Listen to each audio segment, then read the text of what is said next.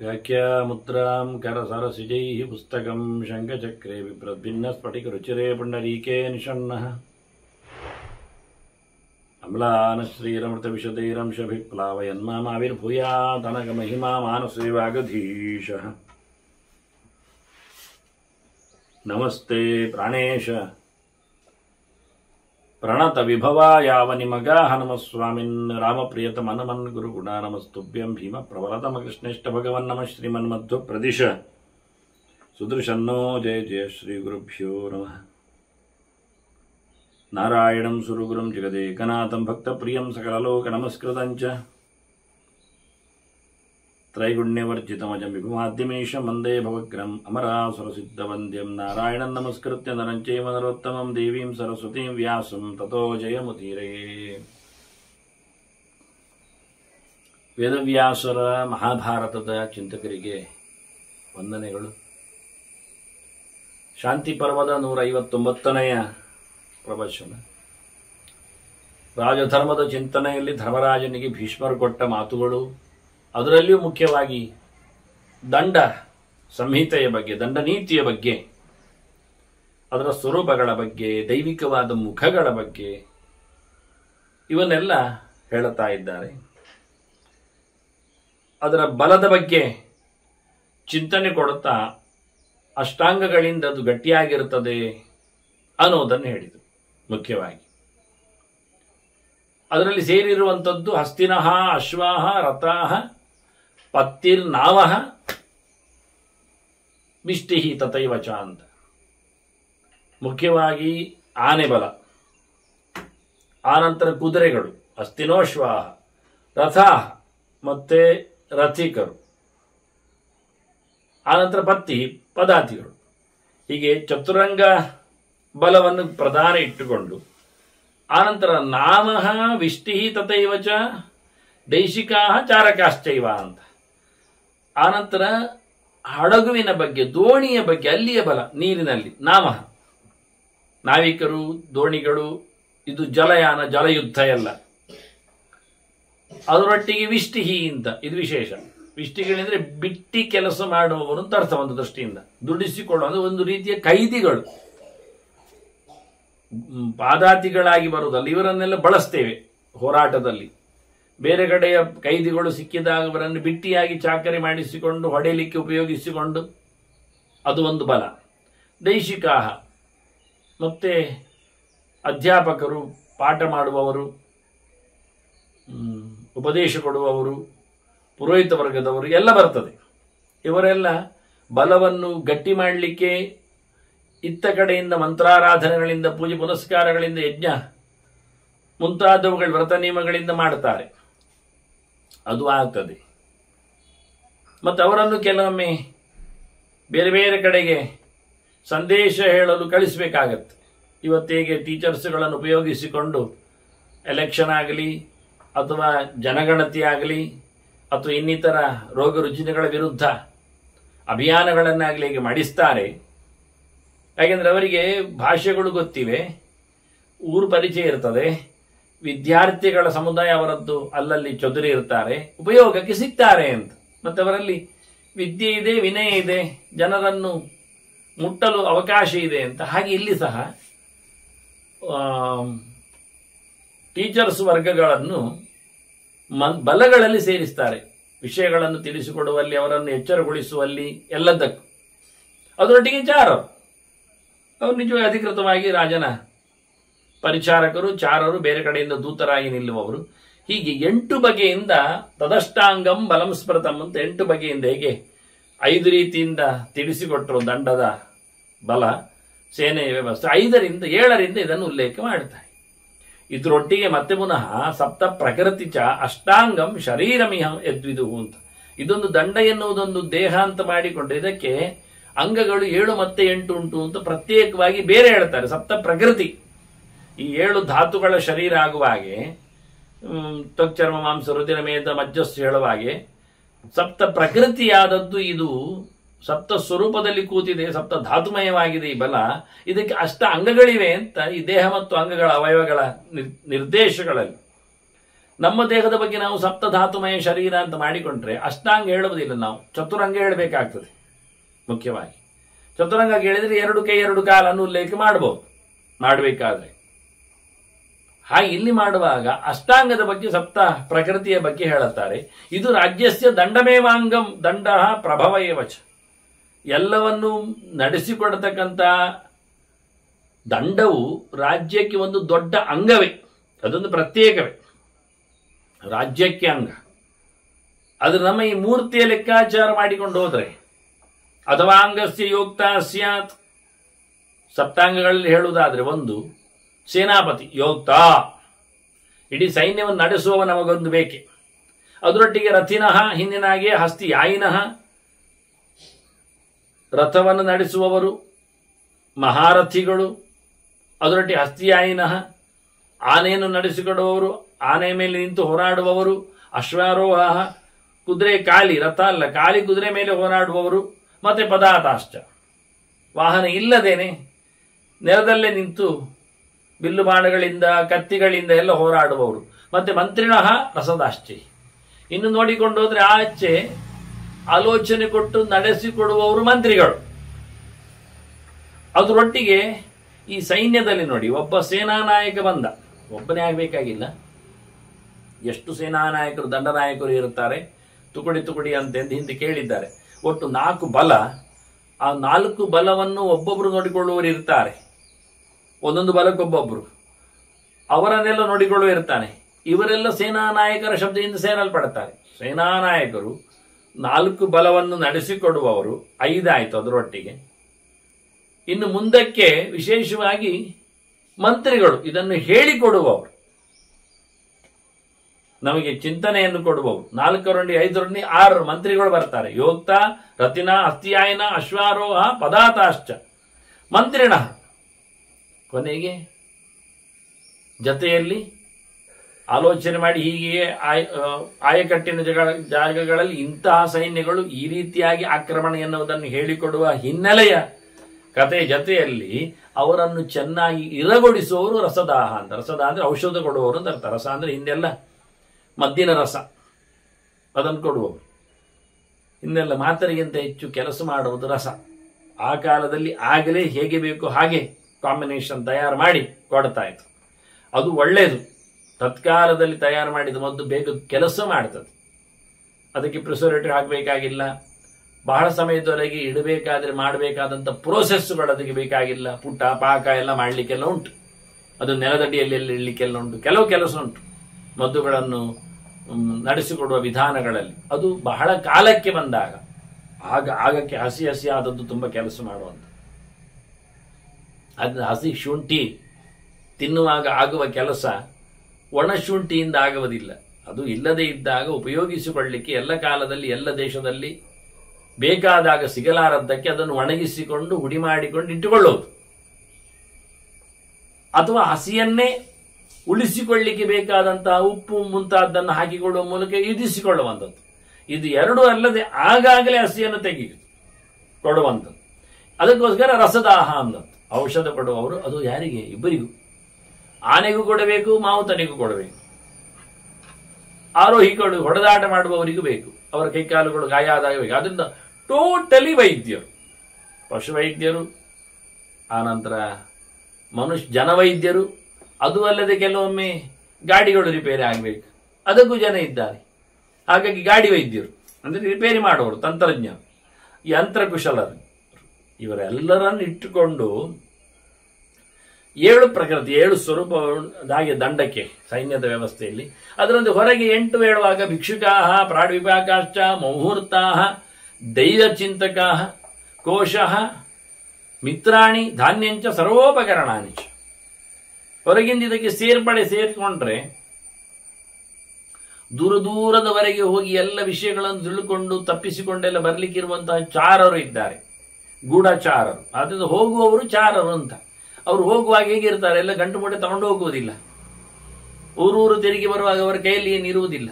ಇಟ್ಕೊಂಡ್ರೆ ಗೊತ್ತಾಗತ್ತೆ ಇದು ಯಾವ ಊರಿನವ, ಎಲ್ಲಿಂದ ಬಂದದ್ದು, ಏನು ಗಂಟು ಮೂಟೆ ಅಂತ. ಆದ್ರಿಂದ ಚಾರರು ಹೆಚ್ಚಿನವರು ಹೇಗಿರ್ತಾರೆ ಗೊತ್ತಾ?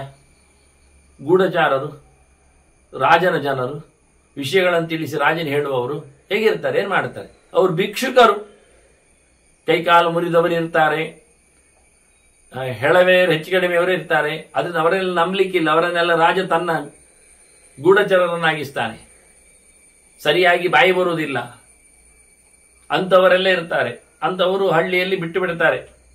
ಅವ್ರು ಹೋಗಿ ಹೆಚ್ಚಾಗಿ ಕೂತ್ಕೊಳ್ಳುವುದು ಬಾವಿ ಕಟ್ಟೆಯಲ್ಲಿ. ಇದನ್ನೆಲ್ಲ ನಾವು ಅರ್ಥಶಾಸ್ತ್ರದಲ್ಲಿ ಬಹಳಷ್ಟು ಕಲೀಲಿಕ್ಕೆ ಉಂಟು. ಅದನ್ನು ತಿಳಿಸಿಕೊಡ್ತಾನೆ ಭೀಷ್ಮ. ಅವ್ರು ಎಲ್ಲಿ ಹೋಗಬೇಕು ಅಂದ್ರೆ ಸಂತೆಗೆ ಹೋಗ್ಬೇಕು, ಮತ್ತೆ ಎಲ್ಲರೂ ಬರತಕ್ಕಂಥ ಬಾವಿ ಕಟ್ಟೆಗೆ ಹೋಗ್ಬೇಕು, ಮತ್ತೆ ಎಲ್ಲರೂ ಸೇರತಕ್ಕಂಥ ದೇವಸ್ಥಾನಗಳಿಗೆ ಹೋಗ್ಬೇಕು. ಅವು ಹೇಳುದು ಜೂಜುಗಟ್ಟೆಗೆ ಹೋಗ್ಬೇಕು. ಅಲ್ಲೆಲ್ಲ ಮಾತುಕತೆ ಆಗ್ತದೆ. ಅಲ್ಲೆಲ್ಲ ವಿಷಯದಲ್ಲಿ ರಾಜ ಬರ್ತಾನೆ, ಏನ್ ಹೇಳ್ತಾರೆ ಕೇಳಲಿಕ್ಕೆ ಇರ್ತದೆ. ಅದನ್ನು ತಗೊಂಡೋಗಿ ಹೇಳ್ತಾನೆ. ಅವ ತನ್ನ ಭಾಷೆಯಲ್ಲಿ ಹೇಳ್ತಾನೆ, ಬಾಯಿ ಬಾರದವ. ನೋಡಿ ಗಮ್ಮತ್ತು ಅಂದ್ರೆ ಅದು ಅವರಿಗೆ ಅಭ್ಯಾಸ ಆಗಿದೆ. ಇಲ್ಲಿ ಅವರಿಗೆ ಗೊತ್ತಾಗೋದಿಲ್ಲ. ಇಲ್ಲಿ ಎಂತ ಮೂಗ ಮಂಡೆ ಸರಿ ಇಲ್ಲ, ಕೈಕಾಲು ಮುರಿದವ ಅಂತ ತಿಳ್ಕೊಳ್ತಾರೆ. ಹಾಗಾಗಿ ಅವನ ಗಮನ ಇಲ್ಲದೆ ಮಾತಾಡ್ತಾರೆ, ಸಿಕ್ಕಿ ಬೀಳ್ತಾರೆ. ರಾಜ ಕಳಿಸುವ ವಿಧಾನ ಅದನ್ನ ಭಿಕ್ಷುಕ ಇವರು ಗಂಟು ಮೂಟೆ ಇದ್ರೆ ಗೊತ್ತಾಗತ್ತೆ ಎಲ್ಲಿದ್ದಾರೆ, ಅಂದಾಜಾಗತ್ತೆ. ಬೇಡಿ ತಿನ್ನುವವರು ದಿನ ಅಲ್ಲಲ್ಲಿ ಹೋಗ್ತಾ ಹೋಗ್ತಾ ವಿಷಯವನ್ನು ಬೇಡಿರ್ತಾರೆ, ತಿನ್ನುವುದನ್ನು ತಗೊಂಡಿರ್ತಾರೆ. ಅವರು ಎಲ್ಲವೂ ಗೊತ್ತಾಗತ್ತೆ ಅವರಿಗೆ, ಕಿವಿಗೂ ಬೀಳ್ತದೆ, ಹೊಟ್ಟೆಗೂ ಬೀಳ್ತದೆ. ಆದ್ರೆ ಭಿಕ್ಷುಕ ಇದೊಂದು ಮುಖ. ಇದು ರಾಜನ ದಂಡನೆಗೆ ಬೇಕಾದ್ದು. ಪ್ರಜೆಗಳ ಅಭಿವೃದ್ಧಿಯಲ್ಲಿ, ರಾಜ್ಯದ ವಿಸ್ತಾರದಲ್ಲಿ, ಚಾರರಲ್ಲಿನ ವ್ಯವಸ್ಥೆ ಇದು ಒಂದು ಅಂಗ. ಪ್ರಾಡ್ವಿಭಾಗ ಅಷ್ಟೇ. ಮತ್ತೆ ವ್ಯವಹಾರಿಗಳು, ವ್ಯಾಪಾರ ವ್ಯವಹಾರದವರು, ನ್ಯಾಯ ಇತ್ಯಾದಿ ನೋಡಿಕೊಳ್ಳುವವರು, ಎಲ್ಲ ವ್ಯವಸ್ಥೆಯನ್ನು ದೇಶದ ವ್ಯವಸ್ಥೆಯನ್ನು ನಡೆಸುವವರು. ಅದರಲ್ಲಿ ವ್ಯಾಪಾರಿಗಳು ವೈಶ್ಯರೇ ಇದ್ದಾರೆ, ಇತ್ತ ನ್ಯಾಯಾಧೀಶರು ಬರ್ತಾರೆ, ಮತ್ತೆ ಮಧ್ಯೆಯಲ್ಲಿ ಸಂವಹನ ಮಾಡತಕ್ಕಂತಹ ಸಂವಾದಿಗಳು ಸಿಗ್ತಾರೆ, ಲೋಕದ ವಾರ್ತೆಯನ್ನು ನೋಡಿಕೊಳ್ಳುವವರು ಇದ್ದಾರೆ, ಈ ಗ್ರಾಮಣಿಗಳು ಇವರೆಲ್ಲ ಬರ್ತಾರೆ, ಒಟ್ಟು ಸೇರ್ತಾರೆ ಎಲ್ಲ. ಇವರೊಂದು ಮುಖ. ಇನ್ನೊಂದು ಮುಹೂರ್ತ, ಕಾಲ ನಿರ್ಣಯ ಮಾಡುವವರು. ಇಷ್ಟೊತ್ತಿಗೆ ಯಾತ್ರೆ ಮಾಡುವ. ಯಾತ್ರೆ ಅಂದ್ರೆ ನಮ್ಮ ಯಾತ್ರೆ ಅಲ್ಲ ರೀ, ಹೋರಾಟದ ಯಾತ್ರೆ, ಸೇನಾ ಯಾತ್ರೆ, ದಂಡಯಾತ್ರೆ. ಯಾವಾಗ ಮಾಡುವುದು, ಯಾವಾಗ ಹಿಂದೆ ತೆಗೆಯುವುದು, ಯಾವತ್ತು ರಾಜ್ಯ ವಿಸ್ತಾರ, ಅದೇ ದಿಗ್ವಿಜಯ, ಗಡಿದಾಡುವುದು, ಇವೆಲ್ಲ ವ್ಯವಸ್ಥೆಗಳು.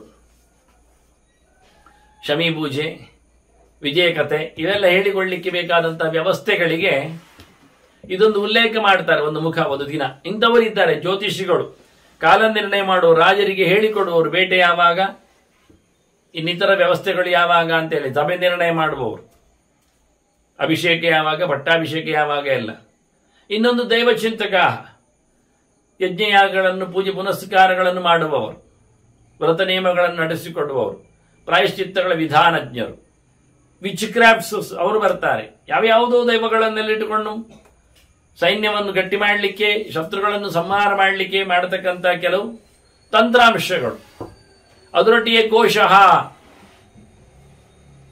ದುಡ್ಡು, ಮಿತ್ರಾಣಿ, ಎಲ್ಲ ಸಹಾಯಕರು, ಮಿತ್ರರು, ಕೆಲಸಗಾರರು ಎಲ್ಲರೂ ಸೇರ್ತಾರೆ ಇದರಲ್ಲಿ. ಮತ್ತೆ ಧಾನ್ಯಂ, ಕೋಶ ದುಡ್ಡಿನದ್ದಾಗ್ತದೆ, ಧನಕೋಶ, ಹಾಗೆ ಧಾನ್ಯಕೋಶ, ಮತ್ತೆ ಎಲ್ಲ ಉಪಕರಣಗಳು, ಸರ್ವೋಪಕರಣಾನಿಚ, ಆಯುಧ ತಂತ್ರಗಳು, ಮತ್ತೊಂದು ಇನ್ನೊಂದು ಎಲ್ಲ. ಹೀಗೆ ಇದು ಒಂದು ಮುಖ್ಯ. ಇದು 8. ಹೀಗೆ 7 ಮತ್ತು 8, 7 ಮತ್ತು 8 ಇದು ದಂಡನೀತಿಯಲ್ಲಿ, ರಾಜದಂಡದಲ್ಲಿ ವ್ಯವಸ್ಥಿತವಾದಂತಹ ಚಿಂತನೆ ಅಂತ. ಇದನ್ನು ಸಪ್ತಾಂಗಂ, ಸಪ್ತ ಪ್ರಕೃತಿ ಅಷ್ಟಾಂಗಂ ಹೇಳಿ ತೀಗಿದೆ. ಈ ನೆಲೆಯಲ್ಲಿ ಈಶ್ವರೇಣ ಪ್ರಸನ್ನೇನ ಕಾರಣಾತ್ ಕ್ಷತ್ರಿಯಸ್ಯ ಚ ದಂಡಃ ದತ್ತಃ ಸದಾ ಗೋಪ್ತ ದಂಡೋ ಹೀದಂ ಸನಾತ. ಹಿಂದಿನ ಕಾಲದಿಂದಲೂ ಬಂದಿರುವಂಥದ್ದು ಈ ದಂಡ ಚರಿತ್ರೆ. ಇದನ್ನು ಕೊಟ್ಟದ್ದೇ ಭಗವಂತನೇ ನಮಗೆ. ಅದರಲ್ಲಿಯೂ ಈಶ್ವರ ಅಂತ ಹೇಳ್ತಾನೆ ರುದ್ರ. ಅದರ ಚಿಂತನೆ ಮುಂದೆ ಬರ್ತದೆ. ಇಲ್ಲಿ ಹೇಳಿಬಿಟ್ಟದ್ದಷ್ಟೇ ಭೀಷ್ಮ. ನೀವು ನನ್ನ ಹತ್ರ ಕೇಳುವುದಕ್ಕಿಂತ ನಾನು ಮುಂದೆ ಅದರ ಚಿಂತನೆಯನ್ನು ಕೊಡ್ತೇನೆ, ಹೇಳುತ್ತೇನೆ. ದೇವರು ಸೇರಿದ್ದಾನೆ, ರುದ್ರದೇವನು ಬರ್ತಾನೆ ಇಲ್ಲಿ. ಅದೊಂದು ಸಂದರ್ಭದಲ್ಲಿ ಆದ ಘಟನೆ ಅಂತ. ಆ ಘಟನೆಯ ಮುಂದೆ ಮಾತು ಇರುವುದರಿಂದ ನಾನೀಗ ಹೇಳುತ್ತಾ ಇಲ್ಲ. ಅವನೇ ಇಲ್ಲಿ ನೋಡಿದ. ಇಲ್ಲಿ ಲೋಕದ ಒಡೆಯ, ಸೃಷ್ಟಿಯಲ್ಲಿ ಬ್ರಹ್ಮ ಇದ್ದಾನೆ, ಅವನ ಅಧಿಕಾರಿ. ಆ ಬಳಿಕ ಬ್ರಹ್ಮದೇವ ಹೇಳಿ ರುದ್ರದೇವ ಇದ್ದಾನೆ ಇದನ್ನು ನಡೆಸಿಕೊಡುವಲ್ಲಿ.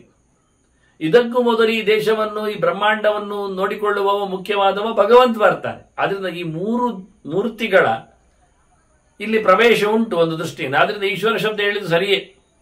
ಈಶನಿಗೂ ವರನಾಗಿ ನಿಂತವ ಚತುರ್ಮುಖನು ಈಶ್ವರನೇ. ಈ ಬ್ರಹ್ಮಾಂಡಕ್ಕೆ ಅರಸನಾಗಿ ನಿಂತ ಚತುರ್ಮುಖನಿಗೂ ವರನಾದವ ಭಗವಂತನು ಈಶ್ವರ ಆಗ್ತಾನೆ. ಈಶ್ವರ ಸರ್ವಭೂತಾನಾಂ ಹೇಳಿದಾಗೆ ಸರ್ವಭೂತಾನಾಂ ನಂತರ ಅದರಲ್ಲಿ ಬ್ರಹ್ಮರುದ್ರನ್ನು ಬಿಟ್ಟು ಅಂತಿಲ್ಲ, ಅವರನ್ನು ಸೇರಿಸಿಕೊಂಡೆ ಸರ್ವಶಬ್ದದಿಂದ. ಎಲ್ಲರಿಗೂ ಒಡೆಯ ಭಗವಂತ ಅವನು ಇದ್ದುಕೊಂಡು ಬ್ರಹ್ಮನಲ್ಲಿ ಜಗತ್ತನ್ನು ನೋಡಿಕೋ ಅಂತ ಹೇಳಿಬಿಟ್ಟಿದ್ದಾನೆ. ಬ್ರಹ್ಮ ಅದನ್ನು ರುದ್ರನಿಗೆ ಮತ್ತೆ ವಹಿಸಿಕೊಳ್ಳಿಕ್ಕಿದ್ದಾನೆ. ಆ ಕಥೆಗೆ ಬರುವನ. ಅದರಿಂದ ಈಶ್ವರೇಣ ಪ್ರಸನ್ನೇನ ಕಾರಣ ಕ್ಷತ್ರಿಯಸ್ಯ ಚ. ಇಲ್ಲಿ ಕ್ಷತ್ರಿಯನಿಗೋಸ್ಕರ ದಂಡ ನಿರ್ಮಾಣ. ಕ್ಷತ್ರಿಯ ಅಂದ್ರೆ ಏನು? ಕ್ಷತತ್ರಾಣ ಅದಂತ ಅರ್ಥ ಅಲ್ವಾ? ಕ್ಷತ್ರ ಅಂದ್ರೆ ತೊಂದರೆಗೆ ಒಳಗಾದವನನ್ನು ಕಾಪಾಡಿರುವ ಕಥೆ ಅಂತ. ಹೇಗಾಗತ್ತೆ? ನ್ಯಾಯವನ್ನು ಕೊಡೋ ಮೂಲಕ ನ್ಯಾಯ ಹೇಗಾಗ್ತದೆ? ಅವನಿಗೆ ದಂಡನೆಯನ್ನು ಕೊಡಬೇಕು ಅನ್ಯಾಯ ಮಾಡಿದವನಿಗೆ. ಹಾಗಾಗಿ ಯಾರಿಗೆ ಕ್ಷತ ಆಗಿದೆ, ತೊಂದರೆ ಆಗಿದೆ, ನೋವಾಗಿದೆ, ಅವನ ತ್ರಾಣ ರಕ್ಷಣೆ ಮಾಡಲಿಕ್ಕುಂಟು.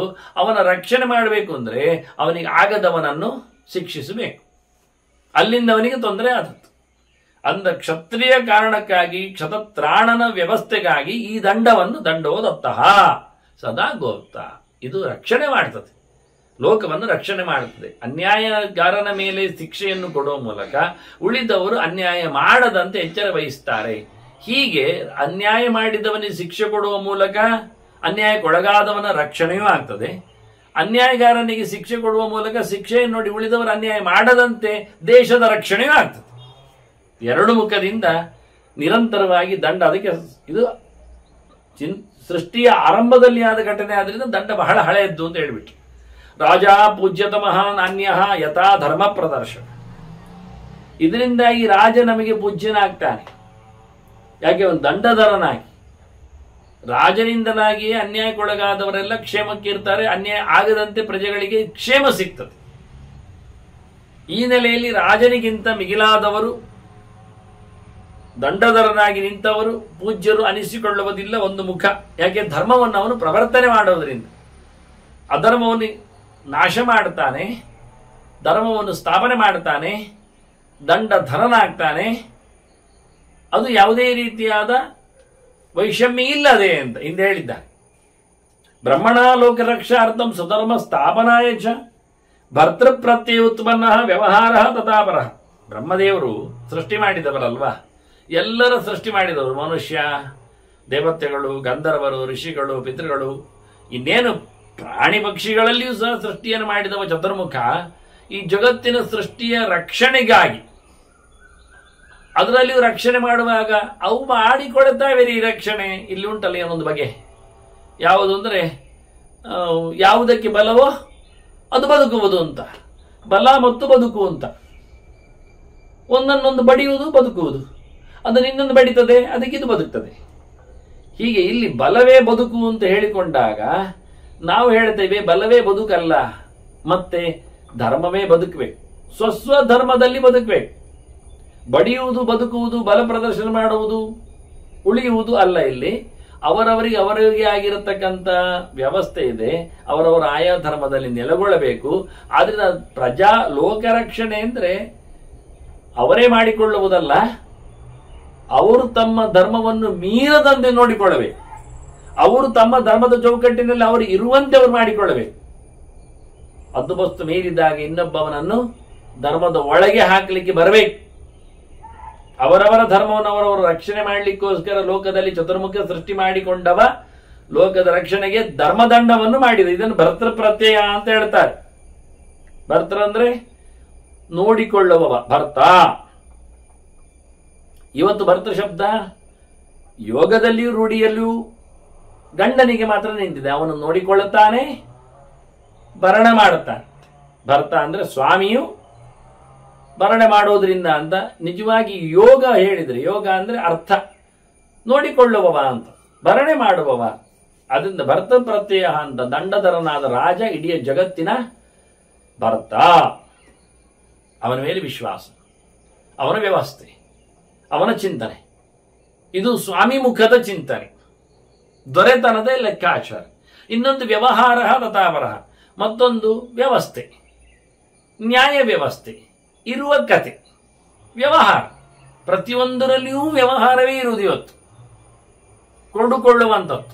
ಏನೋ ಕೊಡುತ್ತಾನೆ, ಏನೋ ತಗೊಳ್ಳುತ್ತಾನೆ. ಒಟ್ಟಾರೆ ಜನರ ಸಮುದಾಯದ ಜೊತೆಯಲ್ಲಿ ಬೆರೆಯುವುದು. ಒಂದು ದೃಷ್ಟಿಯಿಂದ ಸಮಾಜ ಧರ್ಮ, ಸಮಾಜ ಜೀವನ. ಸರಿ, ಸ್ವಧರ್ಮದಲ್ಲಿ ಸಮಾಜ ಜೀವನ ಮಾಡಲಿಕ್ಕೆ ನಾವು ಒಪ್ಪಿಕೊಂಡು ಒಬ್ಬ ದೊರೆಯ ಮೇಲೆ ಆ ಕಂಡೀಷನ್ ತಪ್ಪಿದಾಗ ನೀನು ಶಿಕ್ಷಿಸು ಅಂತ ಹೇಳಿಕೊಳ್ಳುವ ಮೂಲಕ ಭರ್ತೃ ಪ್ರತ್ಯಯ ತಪ್ಪಿಕೊಂಡವನ ಮೇಲೆ ಅವನು ತನ್ನ ಶಿಕ್ಷೆಯನ್ನು ಜಾರಿಗೊಳಿಸಿ, ಇಲ್ಲಾದ್ರೆ ಇಲ್ಲಿ ಪೂರ ತಪ್ತದೆ. ಈಗೊಂದು ಬಹಳ ಚಂದವಾಗಿರತಕ್ಕಂಥ ದಂಡನೀತಿಯ ಆಯಾಮಗಳು ಮತ್ತು ವಿಸ್ತಾರಗಳು ಅಂತ ಹೇಳ್ತಾರೆ.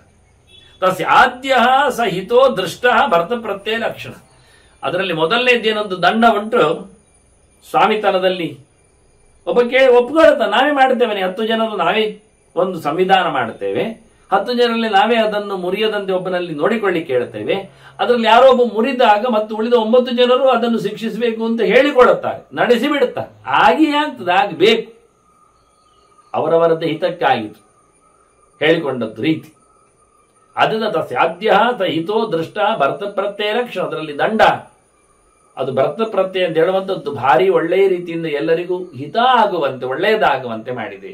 ನಿಯೋನಸ್ಸ ನರೇಂದ್ರಸ್ತಃ ದಂಡ ಪ್ರತ್ಯಯ ವಚ. ಅದೇ ದಂಡ ಪ್ರತ್ಯಯ, ದಂಡದ ಮೇಲೆ ವಿಶ್ವಾಸ. ಅದು ಎಲ್ಲಿರ್ತದೆ? ರಾಜನಲ್ಲಿ ಇರ್ತದೆ. ರಾಜನೇ ದಂಡಧರನಾಗಿರ್ತಾನೆ. ರಾಜನ ಕೈಲಿ ಎಲ್ಲರೂ ಯಾರೋ ಶಿಕ್ಷೆ ಕೊಡುವುದಲ್ಲ, ರಾಜಗಾಮಿ ಆಗಬೇಕು. ಅನ್ಯಾಯ ಮಾಡಿದವ ನನಗೆ ಹೇಳಿದ್ದಾರೆ ಮೊನ್ನೆ, ದೂಡಿದವ ಬಿದ್ದದ್ದಕ್ಕೆ ಅವನನ್ನು ದೂಡಿ ಬಿಡಬೇಕು ಅಂತ. ನಾವು ದೂಡಿ ಬಿಡುವುದಲ್ಲ, ದೂಡಿದವ ಬಿದ್ದದ್ದಕ್ಕೆ ಇಳಿದುಕೊಂಡು ರಾಜನಲ್ಲಿ ದೂರಿಟ್ಟು ಅದನ್ನು ವಿಮರ್ಶೆಗೈದು ಇವನ ತಪ್ಪಿಲ್ಲ ಗೊತ್ತಾದಾಗ ಅವನಿಗೆ ಶಿಕ್ಷೆಯನ್ನು ಪೂರ್ಣವಾದ ನೆಲೆಯಲ್ಲಿ ಅದು ನರೇಂದ್ರಸ್ಥ ದಂಡ. ದಂಡ ಪ್ರತ್ಯಯ ಅದು ರಾಜನಗಾಮಿಯಾಗಿ ರಾಜನಲ್ಲೇ ನೆಲೆಗೊಂಡದ್ದನ್ನು ಉಲ್ಲೇಖ ಮಾಡ್ತಾರೆ. ಇದು ಒಂದು ಮುಖ ಆಯ್ತಲ್ಲ ಭರ್ತೃ ಪ್ರತ್ಯಯದ ಲೆಕ್ಕಾಚಾರದಲ್ಲಿ. ವ್ಯವಹಾರದ ಬಗ್ಗೆ ಮಾತಾಡಲಿ. ವ್ಯವಹಾರಸ್ತು ವೇದಾತ್ಮ ವೇದ ಪ್ರತ್ಯಯ ಉಚ್ಯತೆ. ವ್ಯವಹಾರಕ್ಕೆ ಬೌಂಡ್ರಿ ಯಾವುದು ಕೇಳಿದ್ರೆ ಶಾಸ್ತ್ರ. ಶಾಸ್ತ್ರ ಯಾವುದು ಅಂದ್ರೆ ವೇದ. ವೇದ ಋಕ್ ಯಜು ಸಾಮ ಅಥರ್ವ ಅಂತ 4 ಮುಖದಲ್ಲಿ ನಮ್ಮಲ್ಲಿ ಇಟ್ಟದ್ದು ಎಲ್ಲ ಒಂದೇ ಇದ್ದದ್ದು, 4 ಇರಲಿ. 5ನೇ ವೇದವನ್ನು ಇತಿಹಾಸ ಪುರಾಣ ಪಂಚಮೋ ವೇದಾನ ವೇದ ಅಂತ ಇತಿಹಾಸ ಪುರಾಣಗಳನ್ನು 5ನೇ ವೇದ ಅಂತ ಹೇಳಿಕೊಂಡಿತ್ತು. ಆದ್ರಿಂದ ನಮಗೆ ವೇದ ಪ್ರಮಾಣ, ವೇದಾಹ ಪ್ರಮಾಣಂ ಅಂತ ಎಲ್ಲದಕ್ಕೂ ನಾ ವೇದವಿನ್ಮನತೇದಂ ಬೃಹಂತಂ ಅಂತ. ನಾವು ವೈದಿಕರು, ನಮ್ಮ ಶಾಸ್ತ್ರ ವೇದ ಪ್ರಮಾಣ. ವೇದಗಳು ಇಷ್ಟಿವೆ. ಇತಿಹಾಸ ಪುರಾಣ ಅಂತ ಹೇಳುವಾಗ ಪುರಾಣಗಳು ಗೊತ್ತಾಯ್ತು ನಮಗೆ. ಇತಿಹಾಸ ಅಂದ್ರೆ ಭಾರತಂ ಪಂಚರಾತ್ರಂಚ ಮೂಲ ರಾಮಾಯಣ ಅಂತ ಇತಿಹಾಸ ಇದು ಪ್ರೋಕ್ತ ಅಂತ. ಸಂಹಿತೆಗಳು ಇತಿಹಾಸದಲ್ಲಿ ಸೇರುತ್ತವೆ. ಭಾರತ ರಾಮಾಯಣ 2 ಇತಿಹಾಸದಲ್ಲಿ ಉಂಟು. ಇತಿಹಾಸ ಹೆಚ್ಚಿನವರಿಗೆ ಗೊತ್ತಿರುವುದು ಮಹಾಭಾರತ ಮಾತ್ರ. ಮಹಾಭಾರತ ಮಾತ್ರ ಅಲ್ಲ, ರಾಮಾಯಣ ಇತಿಹಾಸವೇ. ಆದರೆ ಮಹಾಭಾರತದಲ್ಲಿ ರಾಮಾಯಣ ಬಂದಿರ್ತದೆ. ಆದ್ದರಿಂದ ಭಾರತ ಹೇಳಿದಾಗ ಇತಿಹಾಸವನ್ನು ಸೇರಿಸಬಹುದು, ಪುರಾಣ ರಾಮಾಯಣವನ್ನು ಸೇರಿಸಬಹುದು. ರಾಮಾಯಣ ಮಾತ್ರ ಸೇರಿದ್ದಲ್ಲ ಇತಿಹಾಸದಲ್ಲಿ. ಇತಿಹಾಸ ಎನ್ನುವುದು ಸಣ್ಣದು, ಅದರ ದೊಡ್ಡ ರೂಪ ಪಂಚರಾತ್ರ ಮುಖ್ಯವಾಗಿ. ಆದ್ದರಿಂದ ಇತಿಹಾಸವು ಪಂಚರಾತ್ರವೇ. ಪಂಚರಾತ್ರ ಇತಿಹಾಸದಲ್ಲಿ ಸೇರಿದೆ, ಇಟ್ಟುಕೊಳ್ಬೇಕು. ಅದರ ಅಧ್ಯಯನವೂ ಚಿಂತನೆಯು. ಆದ್ದರಿಂದ ಮಹಾಭಾರತ ಸಂಹಿತಾ ಅಂತ ಹೇಳ್ತಾರೆ.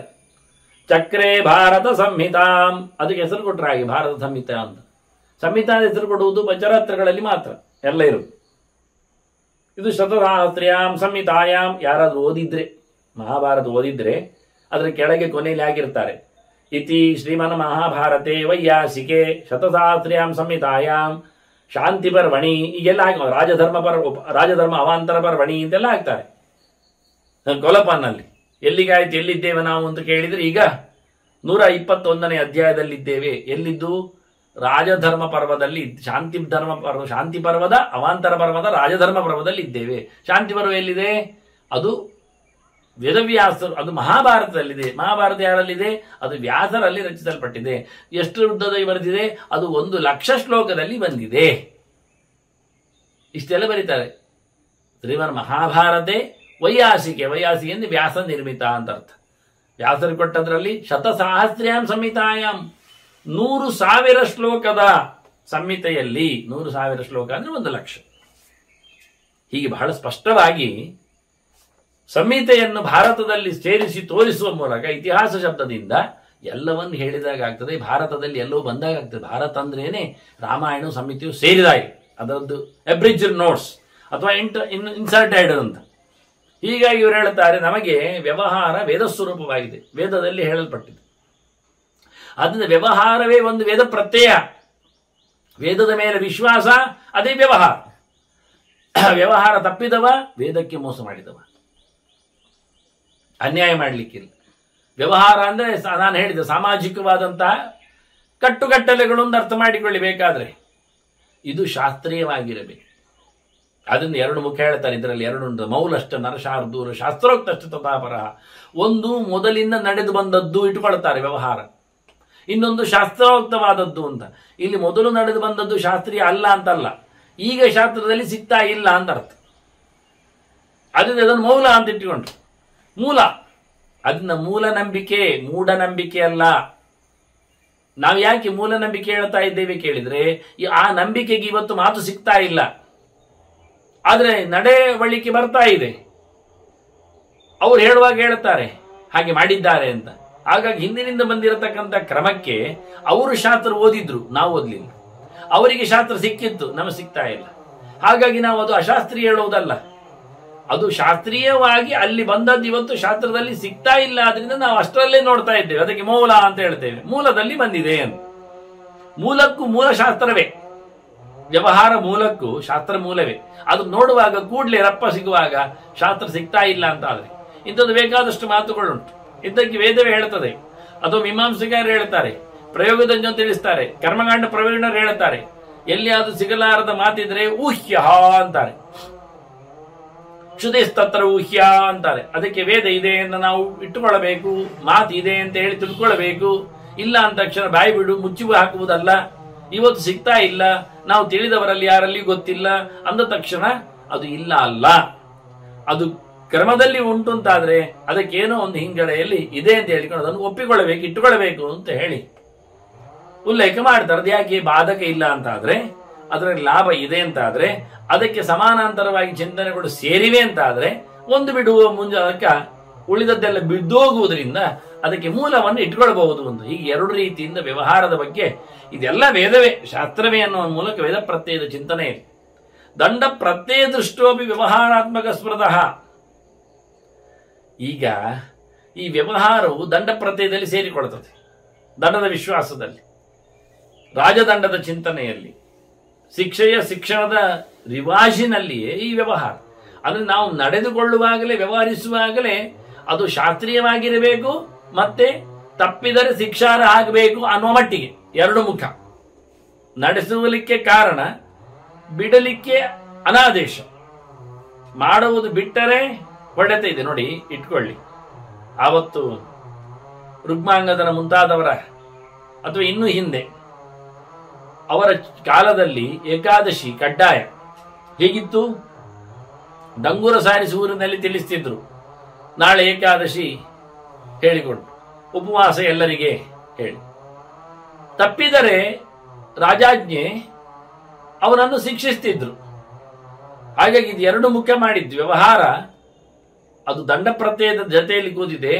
ವ್ಯವಹಾರ ಸ್ಮೃತೋಯಶ್ಚ ಸವೇದ ವಿಷಯಾತ್ಮಕ.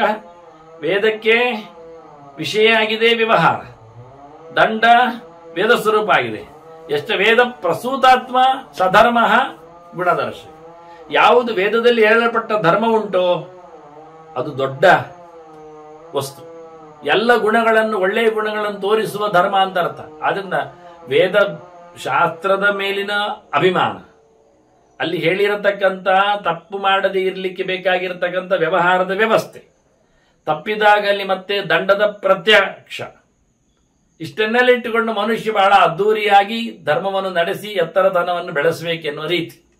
ಅದನ್ನ ಧರ್ಮ ಪ್ರತ್ಯಯ ಉದ್ದಿಷ್ಟ ಎಷ್ಟ ಧರ್ಮ ಕೃತಾತ್ಮವಿಹಿ. ಪುಣ್ಯಾತ್ಮರು, ಕೆಲಸ ಮಾಡಿ ಸಕ್ಸಸ್ ಆದವರು, ಸ್ವಯಂ ಕೆಲಸವನ್ನು ಕಂಡು ಬಂದವರು, ಅವರು ಹೇಳಿರತಕ್ಕಂಥ ಈ ಧರ್ಮ ಪ್ರತ್ಯಯ ಏನೊಂದು ಹೇಳಿಕೊಟ್ಟಿದ್ದಾರೆ ನಮಗೆ. ಧರ್ಮದಲ್ಲಿ ನೆಲೆಗೊಳ್ಳು, ಅಧರ್ಮ ಮಾಡಬೇಡ, ಅದನ್ನು ಮಾಡಿದಲ್ಲಿ ದಂಡ ಪ್ರತ್ಯಕ್ಷ ಆಗ್ತದೆ.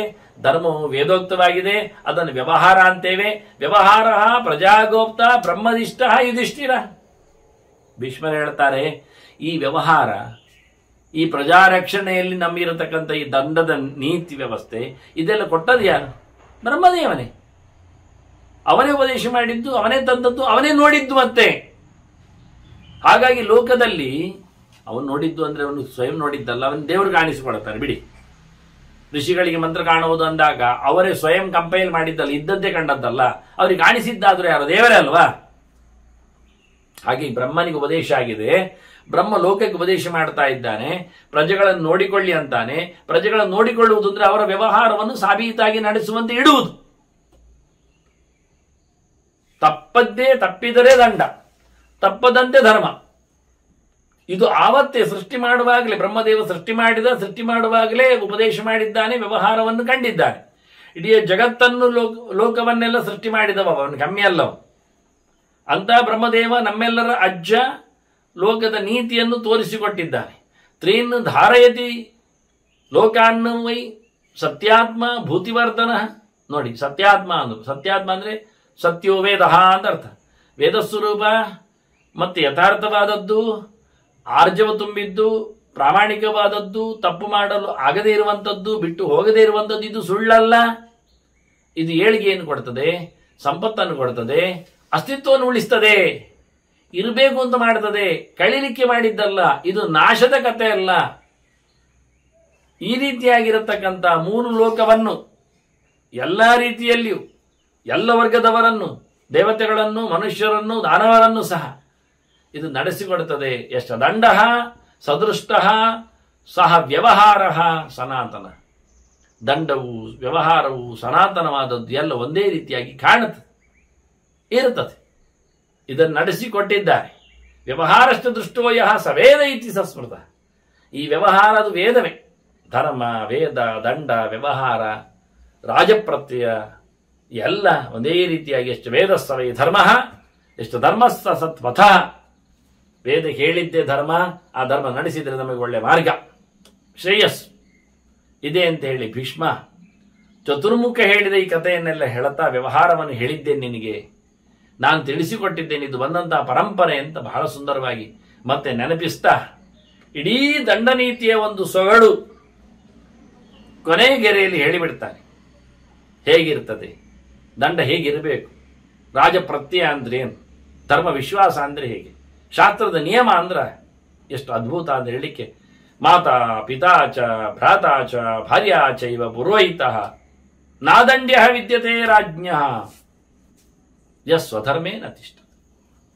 ಯಾರಿಗೆಲ್ಲ ರಾಜ ದಂಡನೆಯನ್ನು ಕೊಡಬಹುದು ಕೇಳಿದರೆ, ಅಲ್ಲ ಬೇಡಪ್ಪ, ರಾಜ ಯಾರನ್ನು ಶಿಕ್ಷಿಸಬಾರದು ಅಂತ ಹೇಳಿದರೆ, ಮಾನದಂಡ ಯಾವುದು ಕೇಳಿದರೆ, ಯಾರು ಧರ್ಮ ಭ್ರಷ್ಟರೋ ಅವರನ್ನು ರಾಜ ದಂಡನೆಗೆ ಒಳಗಾಗಿ, ಯಾರು ತಪ್ಪು ಮಾಡಿದ್ದಾರೋ ಅವರಿಗೆ ಶಿಕ್ಷೆ ಕೊಡುವುದು ರಾಜನ ಧರ್ಮ ಅನಿಸ್ತದೆ. ಅದು ಯಾರಿದ್ರು ಕೇಳಿದರೆ, ತಪ್ಪು ಮಾಡಿದವರು ಯಾರೇ ಇರಲಿ, ಮಾತಾ ಪಿತಾಚ ಭ್ರಾತಾಚ ಭಾರ್ಯಾಚೈವ ಪುರೋಹಿತ ಅಂತಾನೆ. ಹೆತ್ತಬ್ಬೇ ಆಗಲಿ ಎಷ್ಟು ಧರ್ಮೇನ ತಿಷ್ಠತಿ. ಅವಳಿಗಾದ್ರೆ ಯಾಚ, ಅವಳು ಧರ್ಮ ತಪ್ಪಿದವಳಾಗಿದ್ದರೆ ಅದು ಧರ್ಮದ್ರೋಹ, ದೇಶದ್ರೋಹ, ರಾಜದ್ರೋಹ, ಪ್ರಜಾದ್ರೋಹ ಎಲ್ಲದರಲ್ಲಿ ಬರುವುದಾಗಿದ್ದರೆ ಖಂಡಿತವಾಗಿ ಅವಳಿಗೆ ಶಿಕ್ಷೆ ಕೊಡುವುದರಲ್ಲಿ ಯಾವುದೇ ತಪ್ಪಿಲ್ಲ. ಇದು ರಾಜಧರ್ಮ. ರಾಜ ತನ್ನ ಸ್ವಧರ್ಮದಲ್ಲಿ, ತನ್ನ ಧರ್ಮದಲ್ಲಿ ನಿಲ್ಲಬೇಕಾದ್ರೆ ತಪ್ಪು ಮಾಡಿದವರು ಯಾರು ಅಂತ ನೋಡ್ಲಿಕ್ಕಿಲ್ಲ.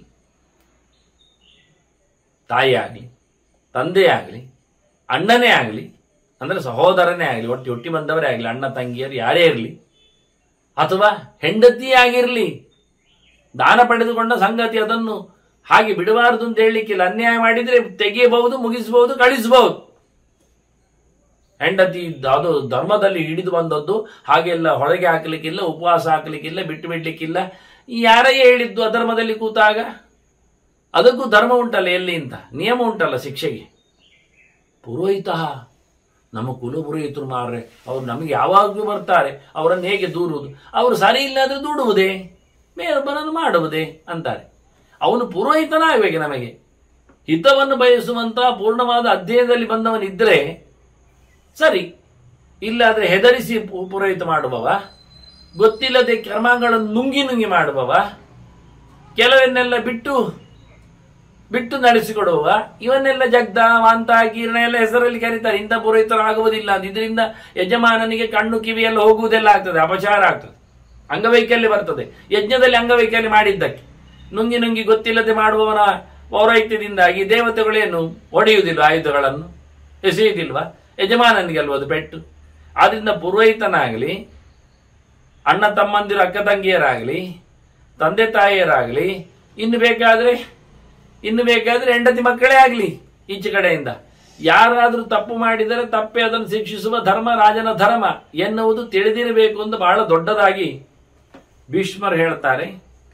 ಮತ್ತೆ ಭೀಷ್ಮರು ಇದಕ್ಕೊಂದು ಸಂಬಂಧಪಟ್ಟಂತೆ ಒಂದು ಒಳ್ಳೆಯ ದಂಡ ಚರಿತ್ರೆ, ನಾನಾಗಿ ಹೇಳಿದ್ನಲ್ಲ, ಇದು ಈಶ್ವರದಿಂದ ಬಂದದ್ದು ದಂಡ ಅಂತ, ಅದೊಂದು ಚರಿತ್ರೆ ಹೇಳಬೇಕು ನಮಗೆ.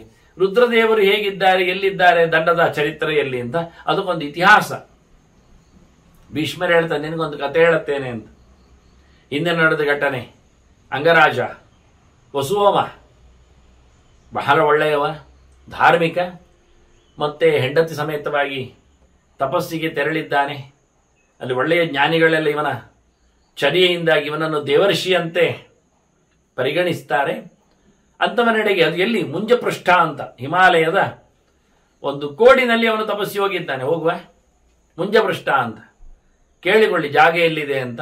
ಬಹಳ ಚಂದವಾದಂತಹ ಋಷಿಗಳೆಲ್ಲ ಸೇರಿದ ತಾಣ ಅದು. ಆವತ್ತು ಯತ್ರ ಮುಂಜವಟೆ ರಾಮಃ ಜಟಾಹರಣಮಾದಿಶತ್, ಜಟೆ ಕಟ್ಟಿಕೊಂಡದ್ದು ಬಿಚ್ಚಿದ ಜಾಗ ಅಂತೆ ಪರಶುರಾಮ. ಅಲ್ಲಿ ಬಹಳ ಜನರೆಲ್ಲ ಸೇರಿಕೊಂಡಿದ್ದಾರೆ. ವಟ ವೃಕ್ಷ, ಆಲದ ಮರದ ನೆಲೆಯಲ್ಲಿ, ಅಂದರೆ ಆಲದ ಮರದಲ್ಲಿ ಜಟಾಹರಣಂ ಆದಿಶತ್, ಜಟ ಕಟ್ಟಲಿಕ್ಕೆ ಜಟಾಹರಣಂ, ಆಹರಣಂ, ಅದರ ಮಳೆ ಉಂಟಲ್ಲ, ಅಂದರೆ ಹಾಲು, ವಟವೃಕ್ಷದ ಹಾಲು, ಆ ಹಾಲನ್ನು ಕೂದಲಿಗೆ ಹಚ್ಚಿಕೊಳ್ಳಿಕ್ಕೆ, ಜಟೆಗೆ, ಅದನ್ನು ಮತ್ತೆ ಕಟ್ಟಿಕೊಳ್ಳಿಕ್ಕೆ. ಆಗೇನಾಗ್ತದೆ ಅಂದರೆ ಅದು ಉಳಿತದೆ, ಹಾಗೆ ತೆಗಿಲಿಕ್ಕೆ ಸುಲಭ ಆಗ್ತದೆ ಅನ್ನೋ ನೆಲೆಯಲ್ಲಿ ಹಿಂದೆಲ್ಲ ಮಾಡುವ ರೀತಿಯಾಗಿ ರಾಮನು ಹಾಗೆ ಕಾಡಿ ಹೋದಾಗ ಮಾಡಿದ ಕಥೆಯನ್ನು ಉಲ್ಲೇಖ ಮಾಡ್ತಾ, ಜಟೆ ಕಟ್ಟಿಕೊಂಡ ಅಂತ. ಅಲ್ಲಿ ಎಲ್ಲ ಒಪನಗಾದಿಗಳು ಇಲ್ಲ, ಹಾಗಾದ್ರೆ ರಾಮನಿಗೆ ಕತ್ತರಿಸಿಕೊಳ್ಬಹುದಿತ್ತಲ್ಲ, ಅಂದ್ರೆ ಅದು ಶೂರ್ಪಣಕಿಯ ಮೂಗು ಕತ್ತರಿಸಲಿಕ್ಕಿತ್ತಷ್ಟೇ. ಅವರವರು ಗಡ್ಡ ಮೀಸೆ ತಲೆ ಕತ್ತರಿಸಿಕೊಳ್ಳುವಂಥ, ಕೂದಲು ಕತ್ತರಿಸಿಕೊಳ್ಳುವ ಕಥೆಯನ್ನು ಶಾಸ್ತ್ರ ಹೇಳುವುದಿಲ್ಲ, ಹೇಳಲಿಲ್ಲ. ಕ್ಷೌರ ಕರ್ಮದಲ್ಲಿ ಸ್ವಂತ ಬ್ಲೇಡ್ ಹಾಕಲಿಕ್ಕೆ, ಕತ್ತರಿ ಹಾಕಲಿಕ್ಕೆ ಹೇಳುವುದಿಲ್ಲ. ಮತ್ತೀಗೆಲ್ಲ ಹಾಕ್ತಾರಲ್ಲ ಕೇಳಿದ್ರೆ, ಅದಕ್ಕೆ ಹೇಳಿದಲ್ಲ, ಅದಕ್ಕೆ ಒಂದು ಮೂಲ ಉಂಟು ಅಂತ ಹೇಳುವುದಲ್ಲ. ಮಾಡಬಾರ್ದು ಹೇಳಿದ ನಾಪಿತನ ಕೆಲಸ ಅದು, ಅವನಿಗೆ ಅದು ಬಿಟ್ಟದ್ದು. ಕ್ಷೌರಿಕನ ಕೆಲಸ ಅದು, ಭಂಡಾರಿಯ ಕೆಲಸ. ಆ ಊರಿನಲ್ಲಿ ಅವನಿಗೆ ವೃತ್ತಿ ಇಲ್ಲ ಆಗ್ತದೆ. ಮತ್ತೆ ಎಲ್ಲರೂ ಅವರವರದ್ದ ಮುಖ ಶೇಪ್ ಮಾಡಿಕೊಳ್ಳಿಕ್ಕೆ ಹೋದ್ರೆ ಮತ್ತೆ ಆ ಜಾತಿಯ ಸತ್ತು ಹೋಗ್ತದೆ. ಅವರು ಇನ್ನು ಬೇರೆ ಏನೋ ಕೆಲಸ ಮಾಡಬೇಕಾಗುತ್ತೆ. ನಿಮ್ಮ ಹಣೆ ಬರಹದಿ ಕೆಟ್ಟದ್ರಿಂದ ಅವನು ನಾಳೆಯಿಂದ ವೇದ ಓದ್ಲಿಕ್ಕೆ ಹೋಗ್ತಾನೆ, ವೇದ ಪ್ರಚಾರಕ್ಕೆ ನಿಲ್ತಾನೆ, ಪೌರಹಿತ್ಯ ಮಾಡ್ತಾನೆ. ಆಗುವುದಾದ್ರೆ ಮಾಡಿ. ಆದ್ರಿಂದ ಇವರೆಲ್ಲ ಜಟೆ ಕಟ್ಟಿಕೊಂಡದ್ದು ಕಾಡಿಗೆ ಹೋಗುವಾಗ. ಮತ್ತೆ 14 ವರ್ಷದ ನಂತರ ಅವನು ಜಟೆಯನ್ನು ಬಿಚ್ಚಿದ ಕಥೆ ಎಲ್ಲ ವಾಲ್ಮೀಕಿ ಉಲ್ಲೇಖ ಮಾಡ್ತಾನೆ, ರಾಮಾಯಣದಲ್ಲಿ ಬರ್ತದೆ.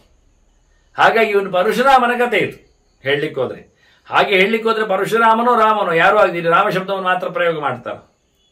ಅದನ್ನು ಎಲ್ಲರೂ ಸಾಮಾನ್ಯವಾಗಿ ಅದನ್ನು ಋಷಿಗಳೆಲ್ಲ ಕರೆದರೆ ಮುಂಜಪೃಷ್ಠ ಇತಿ ಪ್ರೋಕ್ತಃ ಸದೇಶ ರುದ್ರ ಸೇವಿತ. ಆದ್ರೆ ಅದನ್ನು ಮುಂಜಪೃಷ್ಠ ಅಂತ ಕರೆದ್ರು. ಅಲ್ಲಿ ಎಲ್ಲ ಇದೆ, ಅದಕ್ಕೆ ಹುಲ್ಲೆಲ್ಲ ಸೇರಿಸಿಕೊಂಡು, ಮುಂಜಾನೆ ಒಂದು ಜಾತಿಯ ಹುಲ್ಲೆಲ್ಲ, ಅದನ್ನೆಲ್ಲ ಸೇರಿಸಿಕೊಂಡೆಲ್ಲ ಮಾಡ್ಲಿಕ್ಕೆ ಉಂಟದು ವಿಧಾನಗಳು, ರಸ ತೆಗೆದು ಎಲ್ಲ.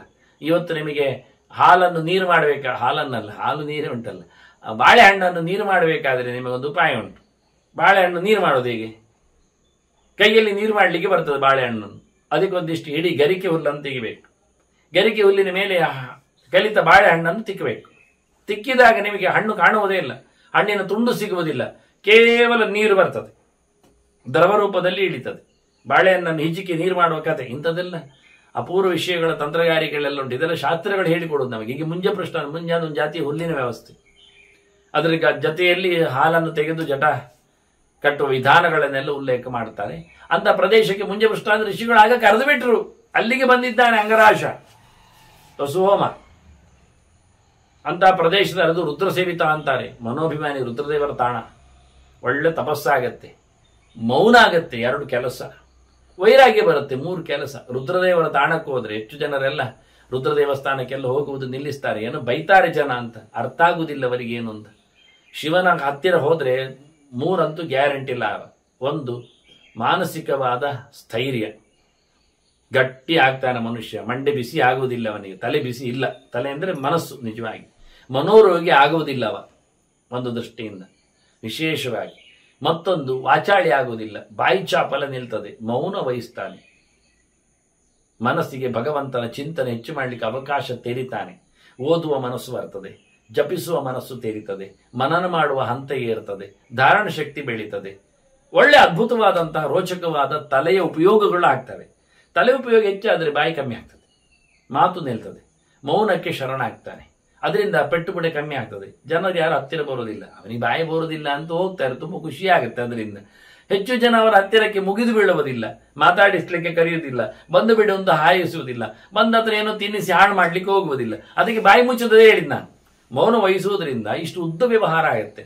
ಹತ್ತಿರ ಕರೆಯುವುದಿಲ್ಲ, ಹೋಗಿ ಬರುವುದಿಲ್ಲ, ತಿನ್ಲಿಕ್ಕೆ ಸಿಗುವುದಿಲ್ಲ, ಬಾಯಿಯಲ್ಲಿ ಕಮ್ಮಿ ಆಗ್ತದೆ, ದೇಹದಲ್ಲಿ ಶಕ್ತಿ ಜಾಸ್ತಿ ಬರ್ತದೆ, ಮನಸ್ಸು ತಿಂದ ಆಹಾರದಿಂದ ಹಾಳಾಗುವುದಿಲ್ಲ, ಮತ್ತೆ ತಿನ್ನಲೇ ಇಲ್ಲಲ್ಲ, ಇಲ್ಲದ ಅನ್ನವಶತಂತ್ರೇದ ವಿಧೀಯತೆಯಿಂದ ಮತ್ತೊಂದು ವೈರಾಗ್ಯ ಬರ್ತದೆ.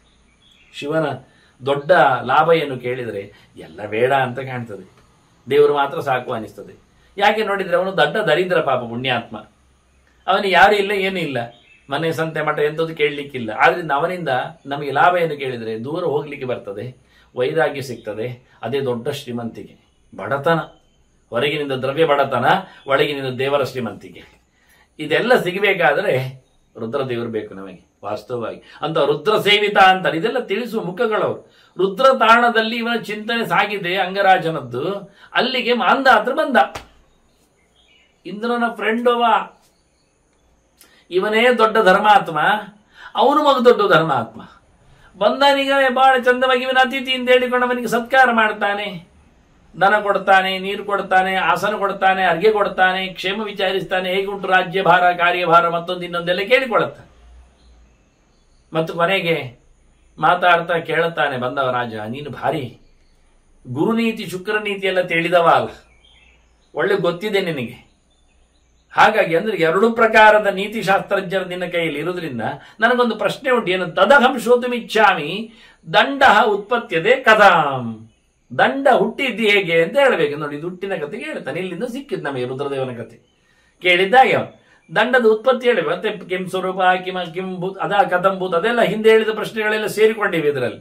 ಮತ್ತೆ ಕಿಂ ಸ್ವರೂಪ ಎಲ್ಲ ಅಂತ ಸ್ವಲ್ಪ ವಿಷಯದಲ್ಲಿ. ಆದ್ರೆ ಪ್ರಧಾನ ವಿಷಯ ಏನು ಕೇಳಿದ್ರೆ ದಂಡದ ಉತ್ಪತ್ತಿ ಹೇಳಬೇಕು. ಮತ್ತೆ ಹೇಗೆ ರಾಜನ ಆಶ್ರಯಿಸ್ತದೆ ಅದೆಲ್ಲ ಕೇಳ್ತಾನೆ. ಅದು ನಾವು ಕೇಳಿಕೊಂಡಾಯ್ತು, ಹೇಳಿಕೊಂಡಾಯ್ತು. ಅಂದ್ರೆ ಭೀಷ್ಮರು ಒಂದು ಇತಿಹಾಸ ಹೇಳುದು, ನನ್ನ ಹತ್ರ ನೀನು ಕೇಳಿದೆ ದಂಡದ ಬಗ್ಗೆ, ನಾನು ಶಿಕ್ಷೆಯ ಬಗ್ಗೆ ನಾನೇ ಹೇಳಿದೆ ಅಂತಲ್ಲ, ಇದೆಲ್ಲ ನಡೆದಿದೆ ಹಿಂದೆ ಮಾತುಕತೆಯಲ್ಲಿ. ಅವರ ಮಾತುಕತೆಯಲ್ಲಿ ಬಹಳ ಸ್ವಾರಸ್ಯ ಇರ್ತದೆ. ಅವರು ಕೇಳಿದ್ದಾರೆ ನಿನಗಿಂತ ಒಂದು ಕ್ವಶನ್ ಜಾಸ್ತಿ, ಅದರ ಉತ್ಪತ್ತಿಯ ಕ್ರಮವನ್ನು ಪ್ರಶ್ನೆ ಮಾಡಿದ್ದಾನವನು.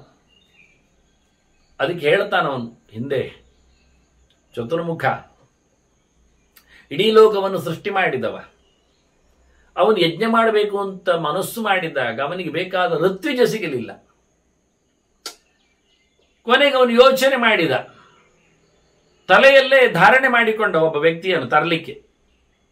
ಸಗರ್ಭಂ ಶಿರಸಾ ದೇವ ಬಹುವರ್ಷಾಣ್ಯ ಧಾರಯತ್. ಎಷ್ಟು ಸಮಯ ತಲೆಯೊಳಗಿತ್ತು ಗೊತ್ತವನದ್ದು ಗರ್ಭ.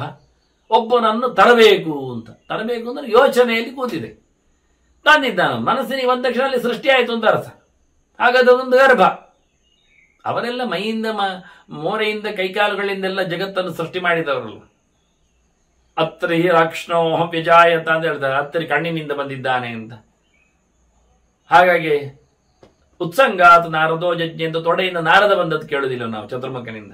ಕರಾತ್ ಕ್ರತುಹು, ಕ್ರತು ಕೈಯಿಂದ ಬಂದದ್ದೆಲ್ಲ ಇಲ್ಲ. ಬಹಳಷ್ಟು ಅಭ್ಯಾಸ ಇವೆ. ಕೆಲವು ಜನ ಬಂದ ಧರ್ಮಸ್ತನಾತ್ ದಕ್ಷಿಣತಃ, ಯಮಧರ್ಮ ಹುಟ್ಟಿದ್ದವನ ಬಲ ಮೊಲೆಯಿಂದ, ಅಧರ್ಮ ಪೃಷ್ಠತ ಬೆನ್ನಿನಿಂದ ಅಧರ್ಮ, ಛಾಯಾಯ ಕರ್ದಮೋ ಯಜ್ಞ ನೆರಳಿನಿಂದ ಕರ್ದಮ. ಇಡಿ ಬಿಡಿ ಅಂತೂ ಸೃಷ್ಟಿ ಮಾಡಿದವ ಚತುರ್ಮುಖ ತಾನು ತಲೆಯಲ್ಲಿ ಹೊತ್ತುಕೊಂಡ ತನಗೆ ಬೇಕಾದ ಋತ್ವಿಜ ಬೇಕು ಅಂತ ಎಷ್ಟು ವರ್ಷ, ಅತ ಪೂರ್ಣೇ ಸಹಸ್ರೇ ಸ ಗರ್ಭ ಕ್ಷುವತೋಪತತ್.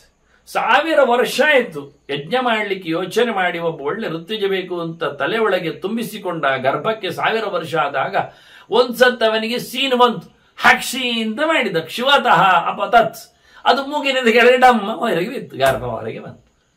ಅದನ್ನ ಸೀನಿದ್ದರಿಂದ ಕ್ಷುತ್ ಅಂದ್ರೆ ಅದು ಸೀನುವುದರಿಂದ ಅವನಿಗೆ ಮಗು ಹುಟ್ಟಿತು. ಅದು ಸಹ ಕ್ಷುಪೋಭವತ್, ಅವನು ಕ್ಷುಪನಾದ, ಅವನ ಹೆಸರು ಕ್ಷುಪ ಅಂತ. ಸೀನುವ ಮೂಲಕ ಬರುವ ಮಗ ಆದ್ರಿಂದ ಸ ಕ್ಷುಪ ನಾಮ ಸಂಭೂತಃ ಪ್ರಜಾಪತಿ ಅರಿಂದಮಃ. ಶತ್ರುಗಳನ್ನು ಸಂಹಾರ ಮಾಡುವ ಸಾಮರ್ಥ್ಯವುಳ್ಳ ಅದ್ಭುತವಾದ ಒಬ್ಬ ಪ್ರಜಾಪತಿ. ಇವರೆಲ್ಲ ಹುಟ್ಟಿ ಬಂದವರಿಗೆಲ್ಲ ಮರೀಚಾದಿಗಳಿಗೆ ದಶ ಪ್ರಜಾಪತಿಗಳು ಅಂತ ಕರೆಯುವುದಲ್ವ. ದಕ್ಷನು ಎಲ್ಲ ಸೇರಿಕೊಂಡ ಪ್ರಧಾನರು ಅಂತ. ಹಾಗೆ ಇವನು ಪ್ರಜಾಪತಿಯಿಂದ ಅನಿಸಿಕೊಂಡಿದ್ದಾನೆ ಪ್ರಜಾಪಾಲನೆಗೆ. ಅವನು ಋತ್ವಿಗಾಸೀತು ಮಹಾರಾಜ ಯಜ್ಞೇತಸ್ಯ ಮಹಾತ್ಮನಃ. ಚತುರ್ಮುಖನಿಗೆ ಋತ್ವಿಜ ಅವನು ಧಾರಣೆ ಮಾಡಿಕೊಂಡು ಬಂದದ್ರಿಂದ ಅವನನ್ನು ಯಜ್ಞಯಾಗಗಳನ್ನು ನಡೆಸಿಕೊಡುವಲ್ಲಿ ಒಬ್ಬ ಪ್ರಧಾನ ಋತ್ವಿಕಾಗಿ ಕ್ಷುಪನನ್ನೇ ಮಾಡಿಕೊಂಡ. ಆಯ್ತು, ಏನಾಯ್ತು? ಯಜ್ಞ ಆಯ್ತು, ಶುರು. ಯಜ್ಞ ಆಗ್ತಾ ಉಂಟು. ನಮ್ಮಾಗಿ ನಿಮ್ಮಾಗಿ 1-2 ಗಂಟೆ ಯಜ್ಞ ಅಲ್ಲ, ಆಯ್ತು ದೀರ್ಘಕಾಲದ ಯಜ್ಞ ಆಗ್ತಾನೆ ಉಂಟು. ಹಾಗೇನಾಯ್ತು? ಇಷ್ಟರೂಪ ಪ್ರಚಾರತ್ವಾತ್ ದಂಡ ಸ್ವಂತರಿತೋ ಭವತ್. ಇದರ ನಡುವೆಯಲ್ಲಿ ಯಜ್ಞದ ಗೋಜಿಯಲ್ಲಿ ಚತುರ್ಮುಖ ಆರಾಮವಾಗಿ ಅದ್ಭುತವಾಗಿ ಕೂತದ್ದರಿಂದ ಇಲ್ಲಿ ದಂಡನೆ ಇಲ್ಲ ಆಯ್ತು, ನೋಡಿಕೊಳ್ಳುವುದು ಇಲ್ಲ ಆಯ್ತು. ದಂಡ ಅಂದ್ರೆ ನೋಡಿಕೊಳ್ಳುವುದಲ್ವ. ಆದ್ರದ್ದು ಏನಾಯ್ತು? ದಂಡ ಅಂತರ್ಧಾನ ಪಡೆದ. ನನ್ನ ಕೆಲಸ ಇಲ್ಲ, ವಿಷಯ ಸತ್ಯವೇ. ದಂಡ ಕಾಣದಾದ. ದಂಡ ಇಲ್ಲ ಅಂತಾದ್ರೆ ಏನಾಯ್ತು? ಲೋಕದಲ್ಲಿ ಮಾಡುವುದೇನು, ಬಿಡುವುದೇನು, ಹೇಳುವುದೇನು, ಹಿಡಿಯುವುದೇನು, ಅಲ್ಲದ್ದೇನು, ಮತ್ತೊಂದೇನು ಗೊತ್ತಾಯ್ತು ಜನರಿಗೆ. ಪ್ರಜಾನಾಂ ಸಂಕರಬಹುದು. ಮಾಡುವುದು ಬಿಟ್ರು, ಬಿಡುವುದು ಮಾಡಿದ್ರು, ಹಿಡಿಯುವುದು ತಿಂದ್ರು, ತಿನ್ನುವುದು ಬಿಸಾಡಿದ್ರು, ಯದ್ವಾ ತದ್ವಾ ಆಯ್ತಂತೆ. ಆಯ್ತಾ ಇಲ್ಲ? ನಿರ್ಮರ್ಯಾದ ಮರ್ತತ. ಹೇಳುವವರಿಲ್ಲ, ಕೇಳುವರಿಲ್ಲ, ಬೌಂಡ್ರಿ ಇಲ್ಲ, ಬಾರ್ಡ್ರ್ ಇಲ್ಲ, ಇನ್ನೊಂದಿಲ್ಲ, ಮತ್ತೊಂದಿಲ್ಲ, ವಿಧಿ ಇಲ್ಲ, ನಿಷೇಧ ಇಲ್ಲ. ಗಮ್ಮತ್ತು, ಹೆಚ್ಚು ಕಡಿಮೆ, ಏನೇನು ಲೋಕದಲ್ಲಿ ಅಧ್ವಾನ ಆದಾಗ ಆಯಿತು, ಆಗಲಿ. ಮುಂದೆ ಏನಾಯ್ತು ಎನ್ನುವುದು ಮತ್ತೆ ಕೇಳುವ. ವಂದನೆಗಳೊಂದಿಗೆ ಶ್ರೀಕೃಷ್ಣ ನಾರಾಯಣ ನಾರಾಯಣ ನಾರಾಯಣ.